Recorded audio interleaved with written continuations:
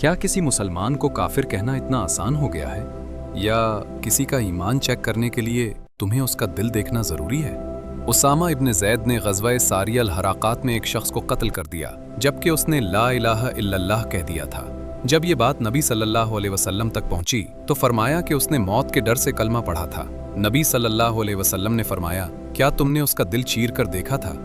और सुनो, नबी सल्लल्लाहु अलैहि वसल्लम ने फरमाया, जो हमारी तरह नमाज पढ़े, किबला की तरफ रुख करे, वो मुसलमान है। अगर तुम भी समझते हो कि इस्लाम सिंपल है तो वीडियो को लाइक करो और शेयर करो। और एक वार्निंग भी सुन लो, नबी सल्लल्लाहु अलैहि वसल्लम ने फरमाया, जो किसी को काफिर कहता है वो लफ्ज उसी पर वापस आ सकता है। आज हर बंदा जज बना हुआ है। मस्जिद जाने से पहले इमाम का अकीदा चेक, उसका मसलक चेक। भाई, नमाज पढ़नी है या इन्वेस्टिगेशन करनी है? याद रखो, इस्लाम ने तुम्हें लोगों के दिल नापने का काम नहीं दिया, सिर्फ अपना ईमान बचाने का दिया है। अगर हर कोई तुम्हें काफिर लगने लगे ना, तो प्रॉब्लम उनमें नहीं, तुम्हारी सोच में है। कमेंट में लिखो इस्लाम सिंपल है और इस वीडियो को शेयर करो, शायद किसी का जहन बदल जाए।